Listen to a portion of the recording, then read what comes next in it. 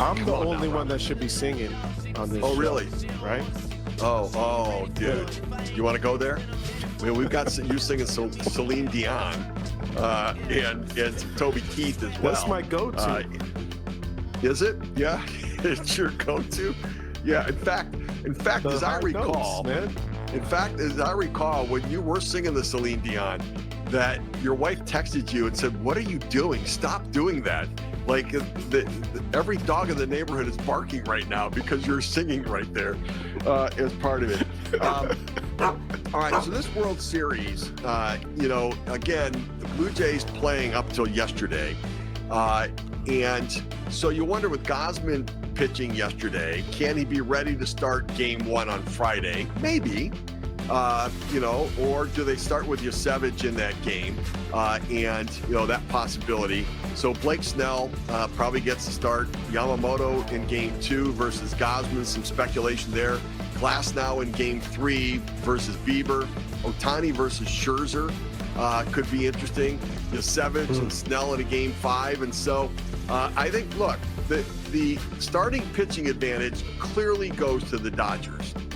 And so what the Blue Jays have to do is they need to keep the ball in the ballpark so that if they are giving up runs, they're giving up solo runs, individual runs here and there, and allow their team to stay close, and so they can pull their come-from-behind victory stuff that they do. And that would be with the notion of working the starting pitchers to the point of getting them out of the game and then going after the bullpen. And where there is some vulnerability for the Dodgers. But what you don't want to do if you're the Blue Jays is let the starters for the Dodgers go 7 and then shorten the game for the bullpen at the end. Yeah, you've got to find a way to get to the weakness of the stay so efficient with their starting pitching because of that swing and miss stuff. How does it play? Yeah. In a World Series against a Blue Jays team that, again, puts the ball in play. Yeah, they don't swing and miss. And so I think you're right. That is going to be so interesting to see that approach for the Blue Jays against the Dodgers pitching, where they go and how they go about it. The other thing the Blue Jays don't do, they don't make a lot of mistakes, right? They don't give you extra base runners. They don't give you extra outs because a team like the Dodgers takes advantage of it. Now, I think one of the other intriguing factors for the Blue Jays is going to be left-handed relievers. Right? If you're going to face Ohtani and Freeman and Muncy and work your way through that part of the lineup, then you know what? Brendan Little is going to have to be a factor. Listen, he's appeared in like 86 games this year. Between now and Friday, they've got to get his head right and get him back in the zone, right? Get him back in the strike zone. And, if they get a hit against you, they get a home run against you, you can't walk the guys after that. You got to go right back in that strike zone and understand strike 1 is critical to allow you to then throw it off the plate. But you can't nibble to start with. But, Fluharty and Little and Lauer are going to be important factors in this series considering the big left-handed bats for the Dodgers. Yeah. Well, especially, the biggest unicorn in the game, Shohei Ohtani. Like, the lefty matchups and tough matchups against Ohtani was able to limit him before going into that last game in which he hit 3 home runs, just did something stupid, right? So at least you feel like there's opportunity from a matchup point to limit him. And yes, it also is Max Muncy. It also is Freddie Freeman, and switching Tommy Edman to the other side. So all that stuff is important. But how do you limit Shohei Ohtani is ultimately the biggest factor in this whole thing, because the Brewers, if you think about it, were able to actually stay in games because they limited some of that offense at the top of the zone or at the top of the lineup. And so if Toronto is able to do that, they'll find themselves staying in these games long enough to have an opportunity. Yeah, and I think that people underrate the offense for the Blue Jays, and I think we saw that in this series. They pass the baton. They keep the line moving. They put it in play. We saw them aggressively go first to third a lot on balls. I was actually very impressed by the way they ran the bases for the most part in the series. And so, it's going to be fun. The only position player with World Series experience is George Springer. On the pitching side of it, we know that, Max Scherzer's been there before, but not a lot of other experience either for them. And the Dodgers going for back-to-back World Series championships for the first time since the Yankees did it in 99 and 2000. And so going to be very interesting to see where it goes. Let's come back. We'll come back and talk a little bit about the home field advantage going the Blue Jays' way. How much is that going to be a factor in the series?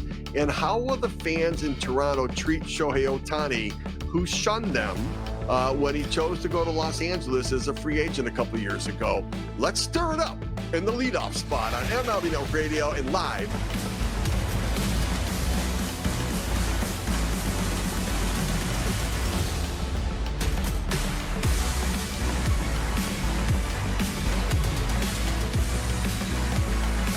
That beef between Kendrick Lamar and Drake. We've got a beef now between Vladimir Guerrero Jr.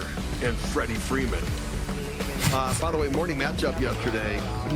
Ernie Clement, I had him 1 for 4. Eduardo had Josh Naylor 1 for 3.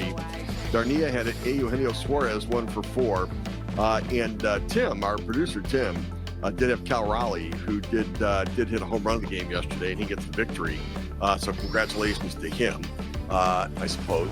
And we'll be back at that morning matchup. By the way, remember, we're going to give away 2 tickets to every World Series game, as well as we've been all postseason long giving away a couple tickets. Not today, but when we get closer, we'll be here on the channel giving away 2 tickets to the World Series games. And so make sure you stay tuned for that as well. That's a good reason to keep listening here to MLB Network Radio, because you never know when those tickets are going to be put out there. And X, what do you think about this matchup? Yeah, I think it's the best one we could have gotten with the Dodgers in. I think that this is a better matchup with it being the Blue Jays than the Mariners. And no knock on the Mariners. They had a great season, and they deserve a lot of credit for a fun year. But I do think this is going to be an interesting matchup. And you do have a country. Like, the WBC, we feel more of the nationalistic connection for things. The Blue Jays fans, they understand, like, this is their team, Canada's team. There is a country behind them right now. Yeah, we don't really, as Americans, like, feel the true effect of what this means emotionally for Canada. And I think that's why we had JP Morosi on earlier, kind of as he's been there talking about those emotions and what that ultimately feels like and looks like.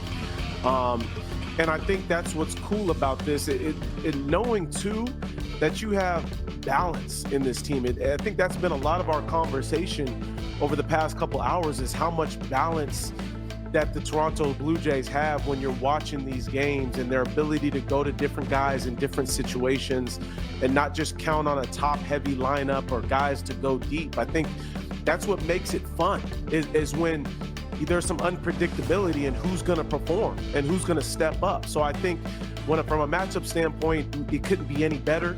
I'm excited for it. I think there's a lot of positives on both teams that will make this an interesting matchup. Yeah, and the Bo Bichette conversation is going to be interesting for the rest of the week. Is what's his health status? He thinks he's going to be ready. John Schneider has said he's made great progress. He did. He said that. And but the last we saw him running on the field, it did not look good. He misstepped at second base. He looked like he was in pain. If he does come back, what does ready mean? Does ready mean he can play shortstop, and they would move Andres Jimenez over to second, and then Isaiah Kiner-Falefa might not be on the roster?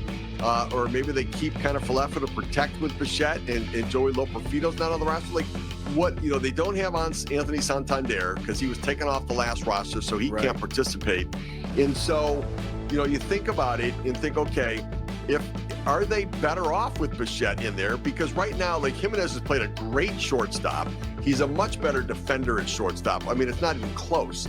And so if Bichette DHs, then what do you do with George Springer? I mean, Springer's going to play, so you put him in the outfield, and that means either Addison Barger or Nathan Lucas isn't in the lineup. And I don't want that either. Like, I want those guys in the lineup. So if Bichette can't play short, then do you activate him? Now, he's got to be good enough to play short, Steve. Like, for the reason of having Springer in the outfield, and I can't have that at this point. We've already seen him hobbling with the knee situation. Now, a few days might get him back going, but I don't think it's going to be costly enough, or I don't want it to cost me to put him in the outfield and also take out Barger from an offensive standpoint and a defensive standpoint as well. He's got to be good enough to play the shortstop position for me. And that's got to mean he's got to be able to move and not cost me defensively. Yes, I would love his bat over Andres Jimenez over IKF, but he's got to be able to play defense. Yeah, I think it's an interesting one and not an easy process to sort through if you're the Blue Jays. All right, that's it for us. For Xavier Scruggs, I'm Steve Phillips.